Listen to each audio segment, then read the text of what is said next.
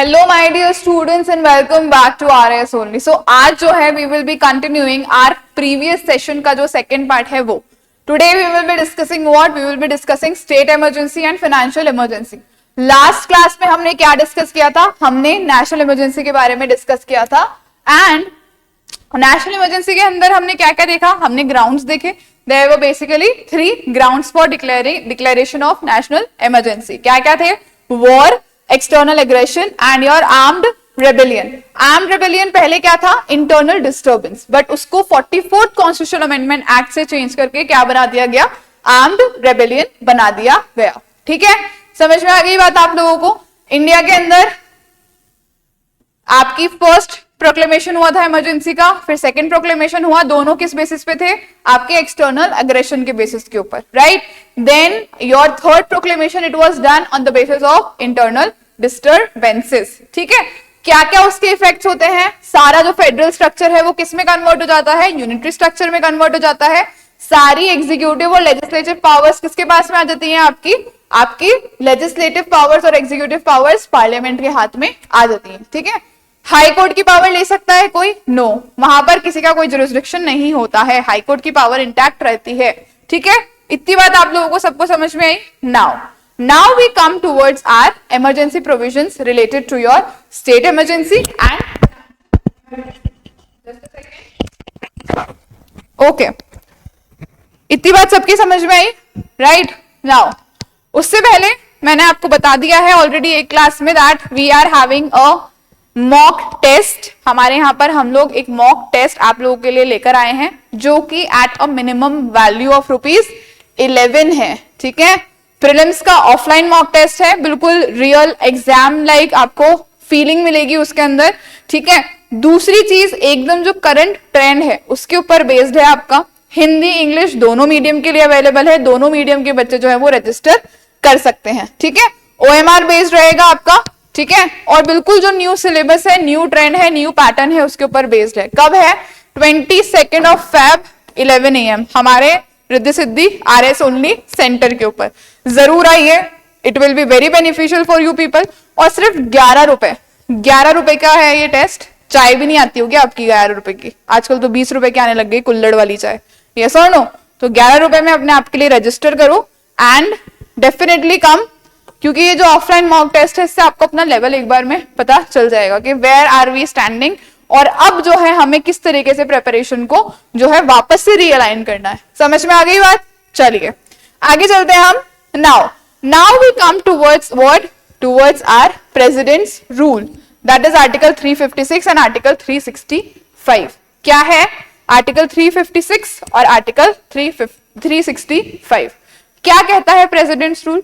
क्या होता है प्रेसिडेंट्स रूल? क्या ग्राउंड्स है प्रेसिडेंट्स रूल के? So basically if the president finds that एक पर्टिकुलर स्टेट के अंदर जो उसकी कॉन्स्टिट्यूशनल मशीनरी है वहां पर फेलियर हो रहा है, तो उस स्टेट के अंदर द स्टेट इमरजेंसी और president rule can be implemented. ठीक है, समझ में आ गई इतनी सी बात? क्या ग्राउंड्स है? Failure of the constitutional machinery and the president can act on a report from the governor or otherwise. Constitutional machinery का failure कैसे हो सकता है? For example, सेंटर ने कोई भी तरीके की गाइडलाइंस दी है, कोई लॉ बनाया है and the state is failing to what? To obey that. So that is also what? That is also a failure of what? Constitutional machinery. और अगर ऐसे कोई भी इंस्टेंसेस होते हैं तो at that particular point of time the president he can declare presidents rule. Okay, अब ये पर्टिकुलर फेलियर जो है प्रेसिडेंट को गवर्नर भी अपनी रिपोर्ट में बता सकता है, या फिर the president can himself see it, himself और herself see it and take the relevant action towards it. Understood everyone? Now what are the grounds? So मतलब whenever a state fails to comply with or give effect to any direction from the center, जैसा कि मैंने अभी आपको बताया, article 365 क्या कहता है भाई? 356 में तो ये है कि भाई फेलियर ऑफ कॉन्स्टिट्यूशनल मशीनरी। अब कॉन्स्टिट्यूशनल मशीनरी का फेलियर क्या है? जब कोई भी स्टेट किसी भी डायरेक्शन जो कि सेंटर ने दी है उसको कंप्लाई करने में फेल हो जाता है तो उसको हम क्या मानते हैं? फेलियर ऑफ कॉन्स्टिट्यूशन मशीनरी मानते हैं, और वहां पर हम क्या डिक्लेयर कर सकते हैं, we can declare a president's rule. ठीक है, जितना सिंपल ये दिख रहा है उतना सिंपल है नहीं, ठीक है, but this is the ground. Okay, अब इसको किस तरीके से इंटरप्रेट किया जा सकता है, that depends on situation to situation. ठीक है, अब इसके लिए अप्रूवल किस किस का चाहिए, it must be approved by the parliament within 2 months by a simple majority. National emergency में क्या था, इमरजेंसी लगने के बाद में 1 महीने के अंदर अंदर पार्लियामेंट को अप्रूव करना है with what, with a special majority, right. यहां पर क्या है, 1 महीना था उसमें, इसमें क्या है 2 महीने। प्रेसिडेंट रूल रखने के 2 महीने के अंदर अंदर the parliament has to approve it with a simple majority, with a what, with a simple majority. Duration क्या है इसका, maximum period is what, 3 years। ठीक है, maximum period is what, 3 years। And extension beyond 1 year require a national emergency to be in operation or an election commission certification that elections cannot be held। ठीक है, और अगर 1 साल से ज्यादा क्या करना है, इसको एक्सटेंड करना है, ठीक है, तो क्या शर्त है, या तो नेशनल इमरजेंसी हो ऑपरेशन के अंदर, या फिर इलेक्शन कमीशन एक सर्टिफिकेट प्रोवाइड करे कि भाई यहां पर इलेक्शंस जो है वो कंडक्ट नहीं किए जा सकते। समझ में आ गई इतनी सी बात आप लोगों को। मैक्सिमम पीरियड कितना है इसका, 3 साल तक, मैक्सिमम 3 साल तक प्रेसिडेंट्स रूल एक पर्टिकुलर स्टेट के अंदर एक साथ में लग सकता है। समझ में आ गई इतनी बात। नाउ मूविंग फॉरवर्ड, अब कॉन्सिक्वेंसेस क्या क्या होते हैं प्रेसिडेंट्स रूल के। हमने देखा था effects of national emergency, now we will be seeing the effects of president's rule. सबसे पहला एग्जीक्यूटिव इफेक्ट क्या होता है, the president dismisses the state council of ministers and administers the state through governor and appointed advisers. मतलब जो state council of minister होती है उसको डिसमिस कर देता है कौन, president, and the president with the governor and certain advisers, he runs the particular state, he runs that particular state. इतनी बात समझ में आई आप लोगों को। मूविंग ऑन, क्या लेजिस्लेटिव कॉन्सिक्वेंसेस होते हैं, the state legislative assembly is either suspended और dissolved, the parliament passes the state legislative bills and budget. या तो स्टेट लेजिस्लेटिव असेंबली को सस्पेंड कर दिया जाएगा फॉर द टाइम बीइंग, या फिर उसको परमानेंटली डिसॉल्व भी किया जा सकता है।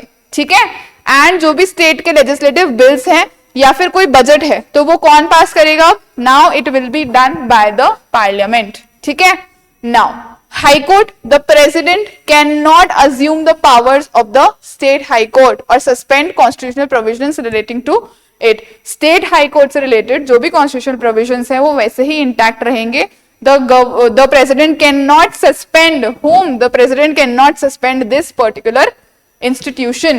क्यों, क्योंकि हमारे यहाँ पर क्या है, सेपरेशन ऑफ पावर्स है, लेजिस्लेटिव, एग्जीक्यूटिव और जुडिशरी का, एंड द जुडिशरी कंप्लीटली क्या है, सेपरेट है, राइट। नाउ अब देखो, अब यहां पर जो है इमरजेंसी जो स्टेट रूल है उसके लिए ना बहुत सारे क्लैश आउट होते रहते हैं सेंटर और स्टेट गवर्नमेंट में। ठीक है, अब क्लैश आउट किसके बीच में होता है, जब डबल इंजन की सरकार तो बहुत स्मूथली चलती है, जहां पर सेंटर और स्टेट दोनों में सेम पार्टी है तो वो तो अच्छे से चलेगी। मतभेद कहाँ होगा, सेंटर में कोई और पार्टी है, स्टेट में कोई और पार्टी है, तो वहां पर क्या होते हैं, मतभेद होते हैं। ठीक है, और वहां पर क्या होता है, कभी कभी अनफेयर प्रैक्टिसेस भी, अनफेयर मीन्स भी यूज किए जा सकते हैं और अनफेयर तरीके से भी प्रेसिडेंट्स रूल लगाया जा सकता है। ठीक है, इससे related landmark judgment of SR Bommai versus the union of India case के अंदर the supreme court specifically upheld the validity of imposition of president's rule in Rajasthan in 1992। तो इसके अंदर जो है 1992 के अंदर हमारे यहाँ पर जब पूरा वो बाबरी वाला वो चल रहा था ना सिनेरियो, तब हमारे राजस्थान के अंदर जो है प्रेसिडेंट्स रूल लगाया गया था, राइट। और उसको चैलेंज कर दिया गया था कोर्ट के अंदर, बट एसआर बोम्मई वाले केस में उसको क्या कर दिया गया था, उसको अपहेल्ड कर दिया गया था, उसकी वैलिडिटी को अपहेल्ड कर दिया गया था और उसको बोला गया था that this was not a wrong decision.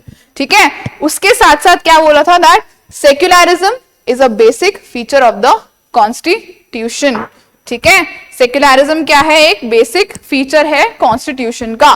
ठीक, उसके साथ साथ क्या बोला, the anti secular policies of state government in Rajasthan were deemed a lawful ground for dismissal under article 356। समझ में आ गई बात? मतलब जो एंटी सेक्युलर पॉलिसीज थी किसकी, गवर्नमेंट ऑफ राजस्थान की, उनको क्या डीम किया गया, उनको डिसमिसल के लिए एक लॉफुल ग्राउंड मिला अंडर आर्टिकल 356। समझ में आ गई बात?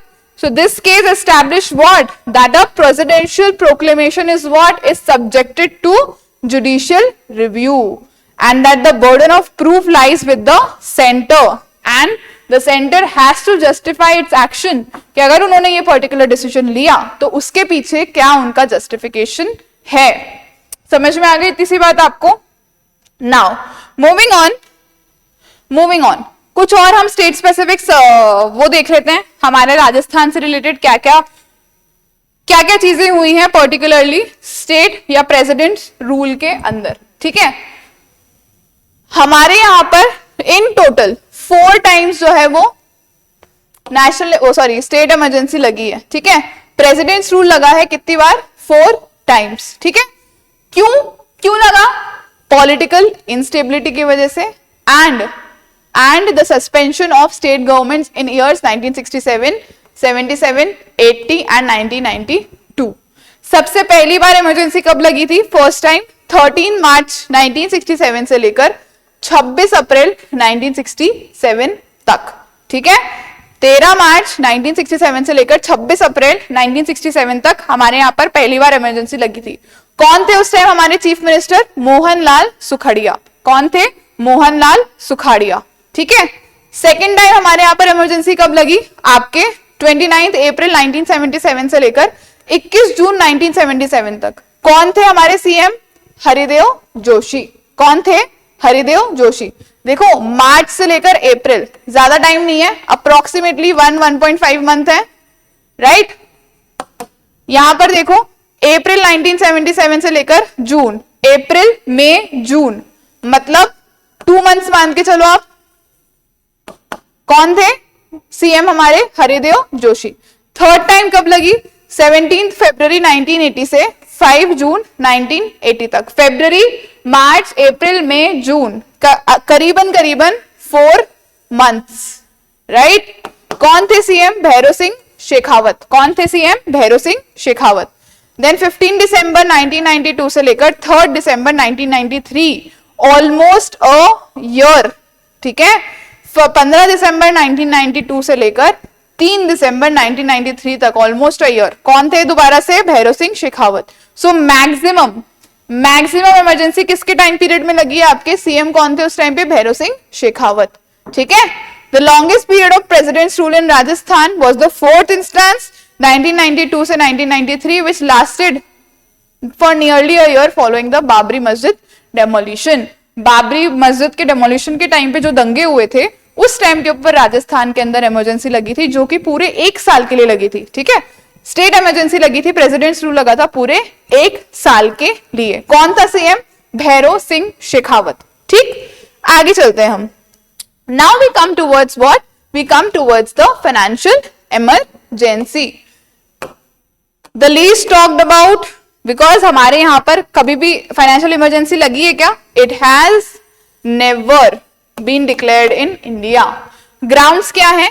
If the president is satisfied that the financial stability और credit of India is threatened, मतलब हमारे देश की फाइनेंशियल स्टेबिलिटी जो है वो क्या है? खतरे में है। अगर प्रेसिडेंट को ऐसा लगता है तो president can proclaim what? Can proclaim a financial emergency. ठीक है, 1991 के अंदर हमारे यहां पर बहुत गंदा, बहुत डेंजरस क्या हुआ था?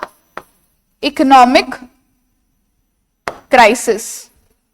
ओके, क्या हुआ था? Economic crisis. ये टाइम पीरियड था, इसके अंदर सब लोगों को लगा था कि अब तो भाई हमारे यहां पर क्या लगने वाली है? फाइनेंशियल इमरजेंसी लगेगी ही लगेगी अब तो। ठीक है, क्या लगा था हम लोगों को कि भाई अब तो फाइनेंशियल इमरजेंसी लगेगी ही लगेगी। बट हमारे जो देश के इकोनॉमिक एडवाइजर्स थे, हमारे देश के जो उस टाइम पे गवर्नमेंट थी, उन्होंने बहुत सूझबूझ से काम लिया and with that they brought what? Your LPG reforms. LPG reforms वो लेकर आए, ठीक है, liberalisation, privatisation and globalisation, and वो जो इनस्टेबल हमारी इकोनॉमी चल रही थी उसको वापस से वो लोग करेक्ट पाथ के ऊपर लेकर आए और हम लोग फाइनेंशियल इमरजेंसी लगाने से बच गए, ठीक है।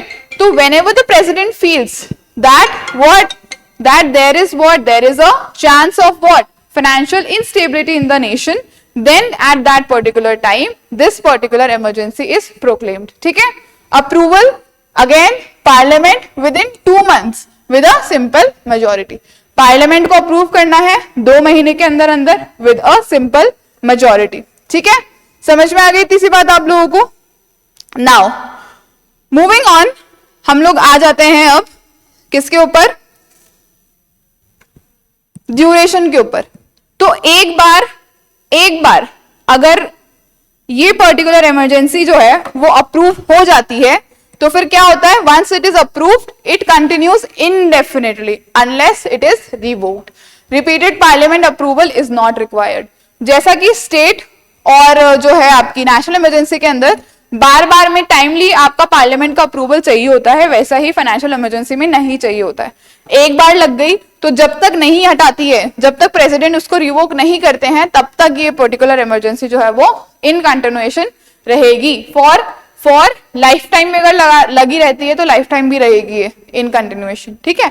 इसके इफेक्ट्स क्या होते हैं, centre can direct states to observe canons of financial propriety, ठीक है। मतलब अब सेंटर जो है वो स्टेट्स को एडवाइस करेगा दैट उनको अपने जो फाइनेंशियल प्रोप्राइटरी है उसको किस तरीके से क्या करना है, किस तरीके से ऑब्जर्व करना है, किस तरीके से उन चीजों को उनको यूज करना है, ठीक है।